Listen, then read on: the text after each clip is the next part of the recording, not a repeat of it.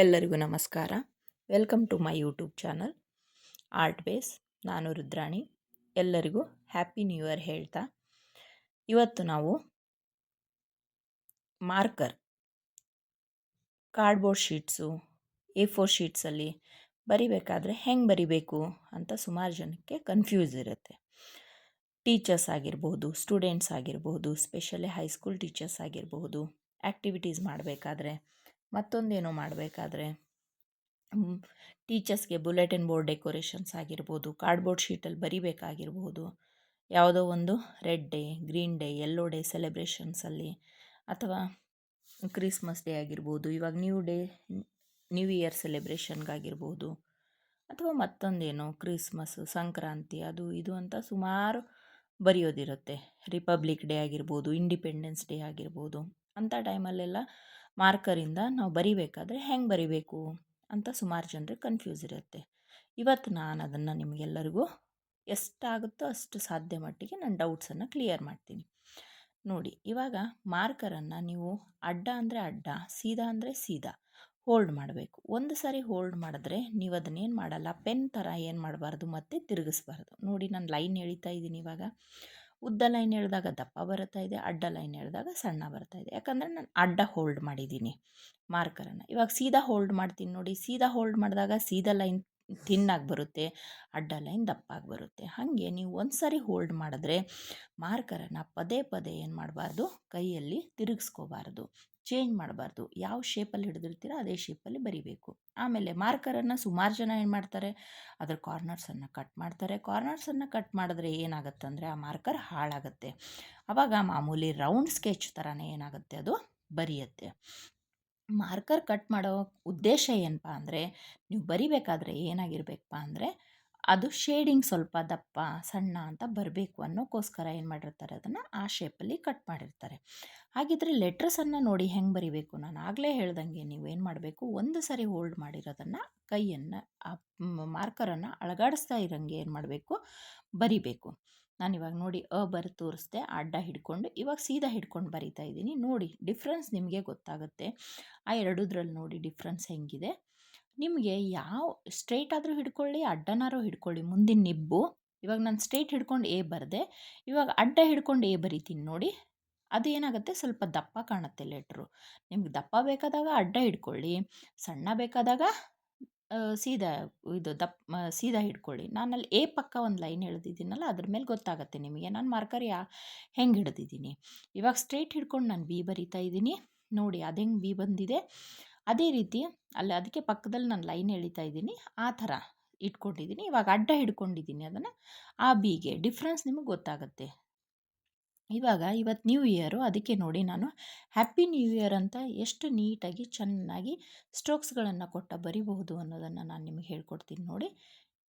ನಾನು ಅಡ್ಡ ಹಿಡ್ಕೊಂಡು ಬರಿತಾ ಇದ್ದೀನಿ ಇಲ್ಲಿ ಸ್ಕೆಚ್ ಪೆನ್ನು, ಹಾಗಾಗಿ ಏನಾಗ್ತಾ ಇದೆ, ದಪ್ಪ ದಪ್ಪ ಬರ್ತಾ ಇದೆ. ಇದನ್ನು ನಾವು KG ಕಾರ್ಡ್ಬೋರ್ಡ್ ಶೀಟಲ್ಲಿ ಬರೆದ್ರೂ ಕೂಡ ಏನಾಗುತ್ತೆ, ಚೆನ್ನಾಗಿ ಹೈಲೈಟಾಗಿ ಕಾಣುತ್ತೆ. ನೋಡಿ, ಈ ಥರ ನಾವು ಶೇಪ್ಸಲ್ಲಿ ಲೆಟರ್ಸ್ಗಳನ್ನ ಬರೆದಾಗ ಇನ್ನೂ ಅಟ್ರಾಕ್ಟಿವ್ ಆಗಿ ಕಾಣುತ್ತೆ, ನಮ್ಮ ಹ್ಯಾಂಡ್ ರೈಟಿಂಗು ಚೆನ್ನಾಗಿ ಕಾಣುತ್ತೆ. ನೀವು ಈ ಥರ ಬರೆದು ಫ್ರೆಂಡ್ಸ್ ಟ್ರೈ ಮಾಡಿ, ಚೆನ್ನಾಗಿರುತ್ತೆ. ಇವಾಗ ನಾರ್ಮಲ್ ನಾವು ಒಂದೇ ಕಲರಲ್ಲಿ ಬರೆದ್ರೆ ಅಷ್ಟು ಚೆನ್ನಾಗಿ ಕಾಣಲ್ಲ.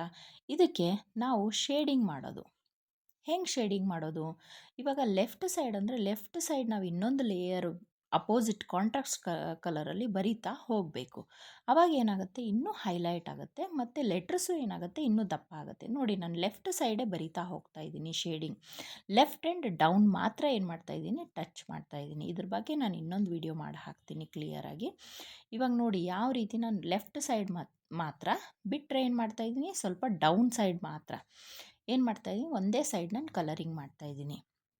ಹೀಗೆ ಕಲರಿಂಗ್ ಮಾಡೋದ್ರಿಂದ ಏನಾಗುತ್ತೆ, ಕಾಂಟ್ರಾಸ್ಟಲ್ಲಿ ಇವಾಗ ಗ್ರೀನ್ಗೆ ಬ್ಲೂ, ರೆಡ್ಗೆ ಯೆಲ್ಲೋ, ಈ ಥರ ಮಾಡೋದ್ರಿಂದ, ಆರೆಂಜ್ಗೆ ಮರೂನ್ ಕಲರ್ ಮಾಡೋದ್ರಿಂದ ಏನಾಗುತ್ತೆ, ಇನ್ನೊಂಚೂರು ಹೈಲೈಟು ಶ್ಯಾಡೋ ಥರ ಕಾಣುತ್ತೆ. ನೋಡಿ, ಆಗಲೇ ಬರೆದಿರೋ ಹ್ಯಾಪಿ ನ್ಯೂ ಇಯರ್ಗೆ ಈಗ ಬರಿತಾ ಇರುವಂಥ ಹ್ಯಾಪಿ ನ್ಯೂ ಇಯರ್ಗೆ ಸ್ವಲ್ಪ ಡಿಫ್ರೆನ್ಸ್ ಇದೆ.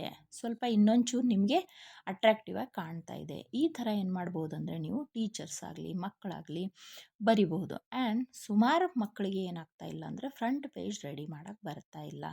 ಮಾರ್ಕರ್ ಹಿಡ್ಕೊಂಡು ಬರಿಬೇಕಾದ್ರೆ ಪಾಪ ಒದ್ದಾಡ್ತಾರೆ ಹೆಂಗೆ ಬರಿಬೇಕು ಏನು ಬರಿಬೇಕು ಅಂತ. ಬರೋರಿಗೆ ಓಕೆ, ಯಾರಿಗೆ ಬರಲ್ಲ ಅವರು ನೋಡಿ ಕಲ್ತ್ಕೋಬೋದಲ್ಲ. ಅದಕ್ಕೋಸ್ಕರ ನಾನು ಈ ಒಂದು ವಿಡಿಯೋ ಮಾಡಿ ಹಾಕ್ತಾಯಿದ್ದೀನಿ. ಹಾಗಿದ್ದರೆ ಬಾರ್ಡರ್ಸ್ ಲೈನ್ಸು, ಸುಮಾರು ಜನರಿಗೆ ಬಾರ್ಡರ್ ಲೈನ್ ಹೆಂಗೆ ಮಾಡಬೇಕಪ್ಪ, ಒಂದು ಸಾರಿ ನೀವು ಹೋಲ್ಡ್ ಮಾಡಿದ್ರೆ ಅದೇ ರೀತಿ ನೋಡಿ ನಾನು 3 ಲೀವ್ಸ್ ಥರ ಏನು ಮಾಡಿದ್ದೀನಿ, ರೌಂಡ್ಗಳನ್ನು ಒಂದೇ ಕಾರ್ನರಲ್ಲಿ ಬಿಡಿಸಿದ್ದೀನಿ. ಆಮೇಲೆ ಗ್ರೀನ್ ಮಾರ್ಕರಿಂದ ರಂಗೋಲಿ ಥರನೇ ನಾನೇನು ಮಾಡ್ತಾಯಿದ್ದೀನಿ, ಡಿಸೈನ್ ಮಾಡ್ತಾಯಿದ್ದೀನಿ ನೋಡಿ. ಒಂದು ಸರಿ ನೀವು ಹೋಲ್ಡ್ ಮಾಡಿರೋ ಮಾರ್ಕರನ್ನು ಮೂವ್ ಮಾಡ್ದಿರಾ ಅಂದರೆ ಕೈಯಲ್ಲಿ ತಿರುಗಿಸ್ತೀರಾ ಪೆನ್ ಥರ ನೀವು ಬರಿತಾ ಹೋದರೆ ಆ ಸ್ಟ್ರೋಕ್ಸು ಆ ಲೈನ್ಸು ಶೇಕ್ ಆಗದಿರಂಗೆ ಚೆನ್ನಾಗಿ ಡಿಸೈನ್ ಏನಾಗುತ್ತೆ ಅಂದರೆ ಮೂಡಿ ಬರುತ್ತೆ. ನಿಮ್ಗೆ ಯಾವುದೇ ರೀತಿ ಕಷ್ಟ ಆಗಲ್ಲ ಮತ್ತು ಶೇಕ್ ಆಗಲ್ಲ ಅದು. ಹಾಗಾಗಿ ಏನು ಮಾಡಿ ಅಂದರೆ ಬರಿಬೇಕಾದ್ರೆ ಪದೇ ಪದೇ ಪೆನ್ ಥರ ಏನು ಮಾಡಬೇಡಿ, ಮಾರ್ಕರನ್ನು ಅಲುಗಾಡಿಸ್ಬೇಡಿ. ಒಂದು ವೇಳೆ ಅಲುಗಾಡಿದ್ರೂ ಕೂಡ ನೀವು ಅಡ್ಡ ಹಿಡಿದಿದ್ರೆ ಅಡ್ಡನೇ ಮೂವ್ ಮಾಡ್ಕೊಳ್ಳಿ, ಸೀದಾ ಹಿಡಿದಿದ್ರೆ ಸೀದಾನೇ ಏನು ಮಾಡಿ ಮೂವ್ ಮಾಡ್ಕೊಳ್ಳಿ. ಇವಾಗ ನೋಡಿ ಇನ್ನೊಂದು ಥರ ಬಾರ್ಡರ್ ನಾನು ಕೆಳಗಡೆ ಮಾಡಿ ತೋರಿಸ್ತಾ ಇದ್ದೀನಿ. ಇವಾಗ ಒಂದು ಲೀಫ್ ಬಿಡಿಸ್ದೆ, ಇನ್ನೊಂದು ಲೀಫ್ ಬಿಡಿಸ್ತೀನಿ. ಇವಾಗ ಲೀಫು ಇದು ಕಾಮನ್ ಕಾಣುತ್ತೆ. ಇದಕ್ಕೆ ನಾನೇನು ಮಾಡ್ತಾಯಿದ್ದೀನಿ, ಇವಾಗ ಗ್ರೀನ್ ಮಾರ್ಕರ್ ತೊಗೊಂಡು ಅಡ್ಡ ಹೋಲ್ಡ್ ಮಾಡಿ ಲೈನ್ಸ್ ಎಳಿತಾ ಇದ್ದೀನಿ. ನೋಡಿ ಎಷ್ಟು ನೀಟಾಗಿ ವಿದಿನ್ 2-3 ಮಿನಿಟ್ಸಲ್ಲಿ ನಾವೇನು ಮಾಡಬಹುದು, ಬಾರ್ಡರ್ಸನ್ನು ರೆಡಿ ಮಾಡಬಹುದು. ಫ್ರಂಟ್ ಶೀಟನ್ನು ರೆಡಿ ಮಾಡಬಹುದು, ಕಾರ್ಡ್ಬೋರ್ಡ್ ಶೀಟನ್ನು ಬರಿಬೋದು. ನೋಡಿ ಒಂದು ಜಿಗ್ಜ್ಯಾಕ್ ಲೈನ್ ಎಳೆದೆ. ಇವಾಗ ಆ ಜಿಗ್ಜ್ಯಾಕ್ ಲೈನ್ಗೆ ಒಂದೊಂದು ಏನು ಮಾಡ್ತಾಯಿದ್ದೀನಿ, ಝೀರೋಗಳನ್ನು ಆ್ಯಡ್ ಮಾಡ್ತಾಯಿದ್ದೀನಿ. ಅದೇ ಒಂದು ಡಿಸೈನ್ ಆಗೋಯಿತು.